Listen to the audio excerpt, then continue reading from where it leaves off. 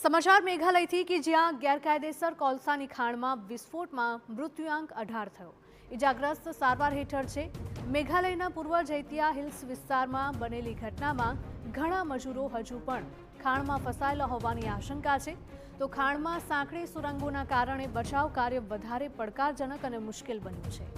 તો મૃતકોના પરિવારજનો અને ઇજાગ્રસ્તો માટે સહાયની જાહેરાત કરવામાં આવી છે. પીએમ નેશનલ રિલીફ ફંડમાંથી અપાશે સહાયની રકમ.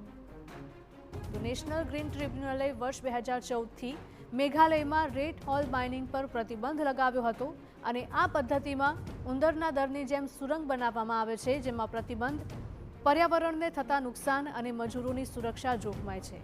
છતાં પણ આ પ્રતિબંધોને અવગણીને આવી પદ્ધતિથી કોલસો કાઢતા સમયે દુર્ઘટના સર્જાઈ હતી. વડાપ્રધાન કાર્યાલયે અકસ્માત પર દુઃખ વ્યક્ત કરતા પીએમ નેશનલ રિલીફ ફંડમાંથી પ્રત્યેક મૃતકના પરિવારને 2 લાખ રૂપિયા અને ઇજાગ્રસ્તોને 50,000 રૂપિયા આપવાની જાહેરાત કરી છે.